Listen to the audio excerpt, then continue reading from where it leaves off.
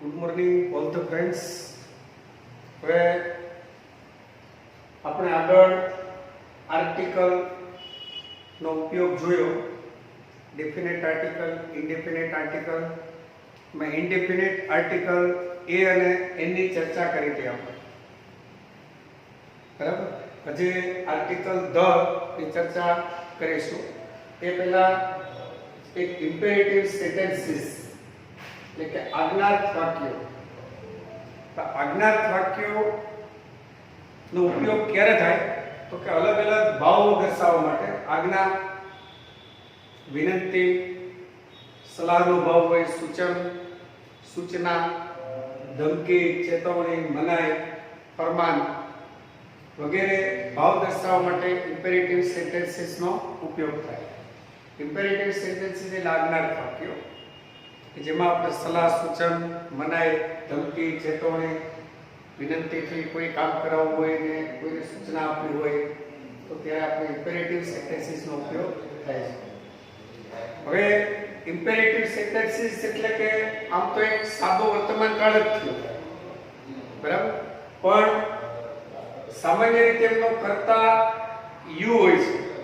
આજ્ઞાર્થ વાક્યનો કર્તા યુ હોય છે, કારણ કે આપણે સલાહ, સૂચન, ધમકી, ફરમાન, વિનંતી વગેરે આપણે સામેની વ્યક્તિને કરતા હોય, બીજા પુરુષ.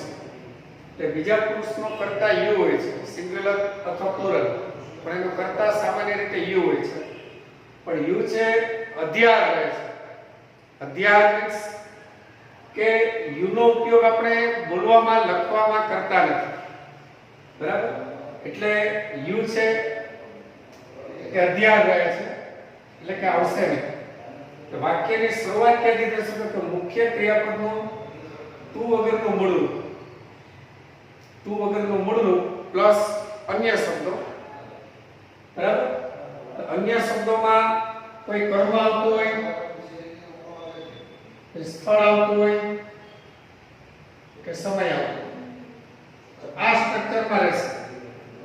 વાક્યની શરૂઆત મુખ્ય ક્રિયાપદનો ટુ વગરના મૂળરૂપથી થશે ને પ્લસ અન્ય શબ્દોમાં પહેલા કર્મને સ્થાન આપવાનું, પછી સ્થળને અને અંતે સમયને, ક્રમશઃ, બરાબર. પણ વાક્યની શરૂઆત મુખ્ય ક્રિયાપદના ટુ વગરના મૂળરૂપથી થશે. આ જે યુ છે એ બોલાતો કે લખાતો નથી, અધ્યાર રહે છે, બાકાત રહે છે, બરાબર. હવે આપણે એના વાક્યો જોઈએ કે ભાઈ બહાર જાઓ. તો આમાં ક્રિયાપદ કયું છે? તો કે જાઓ. અહીં આવો તો ક્રિયાપદ કયું છે? આવો. ત્યાં બેસો તો બેસવું. મને તમારી પેન આપો.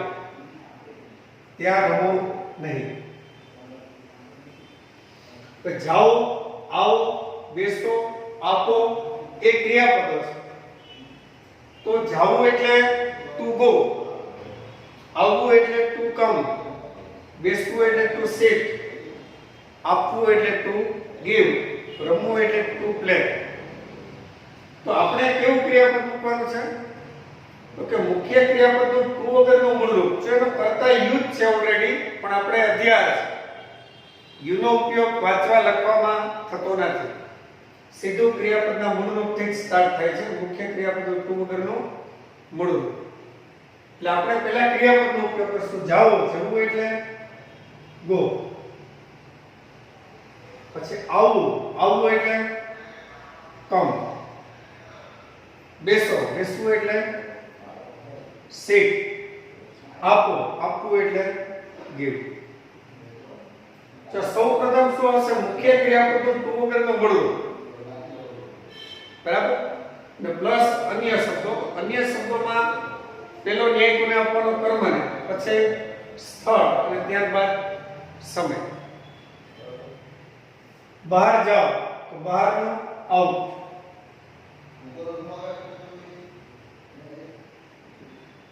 Go out. અહીં આવો, કમ હિયર. ત્યાં બેસો, sit there. મને તમારી પેન આપો તો give, પછી મનેનું મી, તમારી પેન એટલે યોર પેન, બરાબર. બહાર જાઓ, ગો આઉટ, અહીં આવો, કમ હિયર, ત્યાં બેસો, સીટ ધેર, મને તમારી પેન આપો, ગીવ મી યોર પેન. બરાબર? તો પહેલા આવશે મુખ્ય ક્રિયાપદનું ટુ વગરનું મૂળરૂપ, ત્યારબાદ અન્ય શબ્દોમાં પહેલો ન્યાય કર્મને આપવાનો, પછી સ્થળ અને અંતે સમય. સમયદર્શક શબ્દ કોઈ એક હોય તો. હવે છે ત્યાં રમો નહીં. તો ત્યાં રમો નહીં તે નેગેટિવ ઇમ્પેરેટિવ સેન્ટેન્સ છે. ઇમ્પેરેટિવ સેન્ટેન્સના બે પ્રકારો પડે છે, એક એફર્મેટિવ અને નેગેટિવ. એફર્મેટિવ એટલે હકાર, નેગેટિવ એટલે નકાર. આ નકાર વાક્ય છે. તો નકાર વાક્યમાં નહીં, તો એના માટે ડુ નોટ અથવા ડુ નોટ નું ટુકડું ડોન્ટ બેનો ઉપયોગ થશે. કારણ કે આપણે અગાઉ વાત કરી હતી કે આજ્ઞાત વાક્યો છે એનો કાળ કયો હોય તો કે સિમ્પલ પ્રેઝન્ટ ટેન્સ. તો સિમ્પલ પ્રેઝન્ટ ટેન્સમાં નકાર વાક્ય આપણે બનાવીએ તો એમાં ટુ ડુ નો પ્રયોગ કરીએ છીએ. સહાયકારક ક્રિયાપદ તરીકે શું વપરાય? ટુ ડુ નો રૂપ. તો ટુ ડુ ના બે રૂપો છે, ડુ અને ડસ. ડસ નો પ્રયોગ આપણે સાદા વર્તમાન કાળમાં ત્રીજો પુરુષ એકવચન હોય ત્યારે કરીએ. he, she, it જેવા સર્વનામો કે કોઈ એકવચનનું નામ હોય ત્યારે આપણે ડસ નો પ્રયોગ કરીએ, અન્યથા ડુ નો. તો અહીંયા આપણો કર્તા કોણ છે? તો કે સામાન્ય રીતે યુ હોય છે, સિંગ્યુલર ઓર પ્લુરલ. એનો કર્તા હોય છે યુ. કે યુ કરતા હોય એ એનો લોપ થઈ જશે, અધ્યાર છે. બરાબર? એટલે મુખ્ય ક્રિયાપદના ટુ વગરના મૂળરૂપથી આપણે વાક્યની શરૂઆત કરતા હતા, પણ નકાર વાક્ય હોય તો સહાયકારક ડુ નો પ્રયોગ કરવાનો, ડુ નોટ અથવા ડુ નોટ નું ટુકડું ડોન્ટ. કે પછી રમવું, રમવા માટે પ્લે, ને ત્યાં માટે ધેર.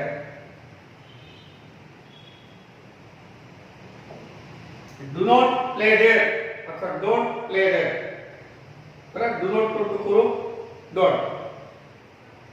કે ડોન્ટ પ્લે ધેર અથવા ડુ નોટ પ્લે ધેર, ત્યાં રમો નહીં. મહેરબાની કરી ત્યાં ઊભો. બરાબર? તો આપણે વાક્યની શરૂઆત ક્યાંથી કરીએ? મુખ્ય ક્રિયાપદનું ટુ વગરનું મૂળરૂપ, એટલે ત્યાંથી જ શરૂઆત કરશું. પણ આ મહેરબાની કરી એના માટે પ્લીઝ શબ્દ વાપરવાનો. આ પ્લીઝ શબ્દ તમે વાક્યની શરૂઆતમાં વાપરી શકો અને વાક્યના અંતે પણ વાપરી શકો, એઝ યુ લાઈક. તો મહેરબાની કરી એટલે પ્લીઝ. પછી ઊભું, ઊભું એટલે સ્ટેન્ડ. આપણે મહેરબાની કરી એના માટે પ્લીઝ શબ્દને આગળ લીધો, પછી આપણે વાક્ય રચના પ્રમાણે મુખ્ય ક્રિયાપદનું ટુ વગરનું મૂળરૂપ ઊભું, ઊભું એટલે સ્ટેન્ડ, ત્યાં માટે ધેર. તો પ્લીઝ સ્ટેન્ડ ધેર. અથવા તમે પ્લીઝ ને અંતે પણ મૂકી શકો. તો ભાઈ સ્ટેન્ડ ધેર આપણે રચના પ્રમાણે મુખ્ય ક્રિયાપદનું ટુ વગરનું મૂળરૂપ સ્ટેન્ડ, પછી અન્યમાં ધેર, પછી પ્લીઝ. આ પ્લીઝ તમે શરૂઆતમાં મૂકી શકો, અંતે મૂકી શકો. પણ જ્યારે પ્લીઝ શબ્દને તમે અંતે મૂકો ત્યારે એમની આગળ અલ્પવિરામ આવશે. કારણ કે આપણે જ્યારે બોલીએ ને ત્યારે પણ સેજ થોડો વિરામ લઈએ છીએ. અલ્પવિરામ એટલે થોડો વિરામ. આને આપણે એક ધારું બોલી શકશું કે પ્લીઝ સ્ટેન્ડ ધેર. અહીંયા આપણે સ્ટેન્ડ ધેર પ્લીઝ. સમજાયું? આને આપણે શું બોલીશું? Please stand there. તો ત્યાં આપણે કોઈ વિરામ લીધો નથી. કે પ્લીઝ પછી કોઈ કોમા આવશે નહીં. તો સ્ટેન્ડ ધેર પ્લીઝ. તો જો આપણે પ્લીઝ ની આગળ થોડો વિરામ લીધો, સ્ટેન્ડ ધેર પ્લીઝ, એટલે અહીંયા અલ્પ વિરામ અચૂક મૂકવું. જ્યારે પ્લીઝ ને તમે વાક્યની શરૂઆતમાં મૂકશો તો ત્યારે કોમા આવશે નહીં. પણ જો પ્લીઝ ને તમે અંતે મૂકશો, આજ્ઞાર્થ વાક્યના અંતે, તો પ્લીઝ ની આગળ મતલબ આજ્ઞાર્થ વાક્ય પછી તુરંત જ અલ્પવિરામ મૂકવું પડશે. બરાબર? પછી સેજલ મને પેન આપ. તો આપણે સેજલને આજ્ઞા કરી છે. બરાબર? તો એ સેજલ પછી અલ્પવિરામ મને પેન આપ. હવે આપણે વાક્ય રચના પ્રમાણે મુખ્ય ક્રિયાપદનું ટુ વગરનું મૂળરૂપ આપવું એટલે give મનેનું me a pen. Sejal give me a pen. આ સેજલ છે એને તમે પાછળ મૂકવું એટલે મૂકી શકશો. ફોર એક્ઝામ્પલ give me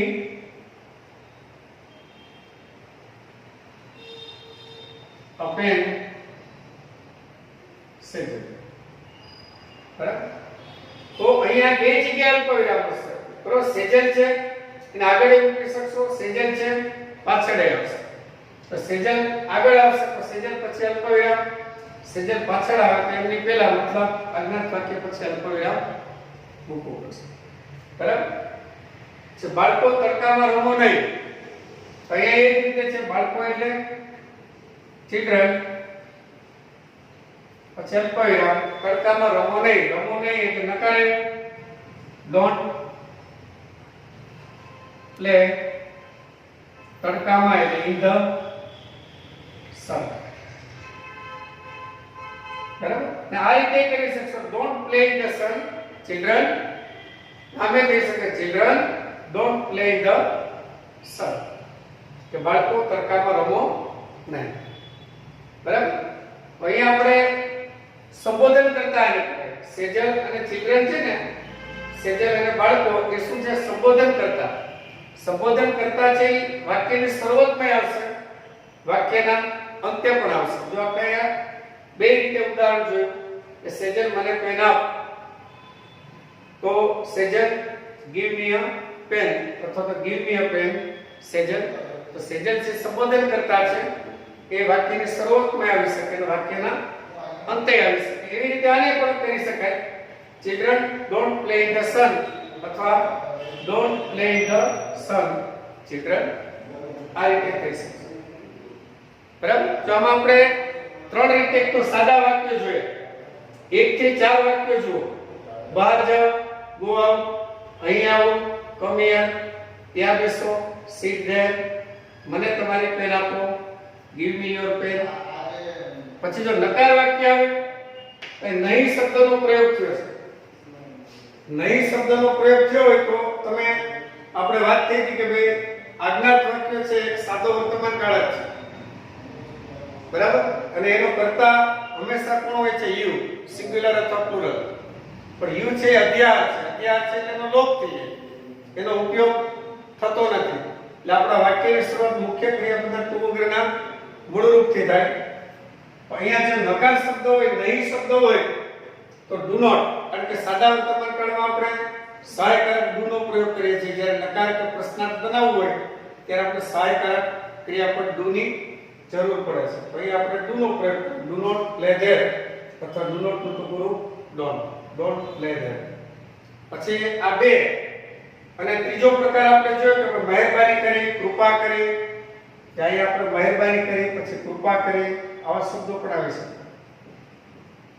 કૃપા કરી ત્યાં ઊભો, મહેરબાની કરી ત્યાં ઊભો. તો કૃપા કરી, મહેરબાની કરી એના માટે કયો શબ્દ વાપરશો આપણે? પ્લીઝ. તો પ્લીઝ છે વાક્યની શરૂઆતમાં મૂકી શકો, વાક્યના અંતે મૂકી શકો. જો વાક્યની શરૂઆતમાં મૂકો તો અલ્પવિરામ આવતું નથી. પ્લીઝ સ્ટેન્ડ ધેર આપણે એક ધારો બોલી શકશું, પ્લીઝ સ્ટેન્ડ ધેર. પણ જો પ્લીઝ ને પાછળ મૂકો તો પ્લીઝ ની આગળ મતલબ આજ્ઞાત વાક્ય પછી અલ્પવિરામ આવશે. Stand there, please. સમજાણું? આ ત્રણ વસ્તુ જો કે ચોથું સંબોધન કરતા આવતો. તો એ સંબોધન કરતા કોણ છે? સેજલ. અહીંયા છે ચિલ્ડ્રન. સંબોધન કરતા છે વાક્યની શરૂઆતમાં આવી શકશે અને વાક્યના અંતે પણ આવી શકશે. જો સેજલ મને પેન આપ, તો Sejal give me a pen અથવા તો give me a pen Sejal. બરાબર? બાળકો તડકામાં રમો નહીં. Children don't play in the sun અથવા don't play in the sun children. આ રીતે થઈ શકે. બરાબર? આ રીતે તમારા દિમાગમાં જે ઇમ્પેરેટિવ સેન્ટેન્સ આવતા હોય, કોઈ આજ્ઞા કરવી હોય, સૂચન કરવું હોય, સલાહ આપવી હોય, ધમકી આપવી હોય, ફરમાન, ચેતવણી આપવી હોય, મનાઈ ફરમાવી હોય તો ત્યારે આ રીતે આજ્ઞાત વાક્યનો ઉપયોગ થશે. બરાબર? તો આ જ વાક્યોને આપણે ગુજરાતીમાંથી અંગ્રેજી કેમ બનાવવું એની વધારે વાક્યની પ્રેક્ટિસ આપણે આવતા લેક્ચરમાં કરીશું.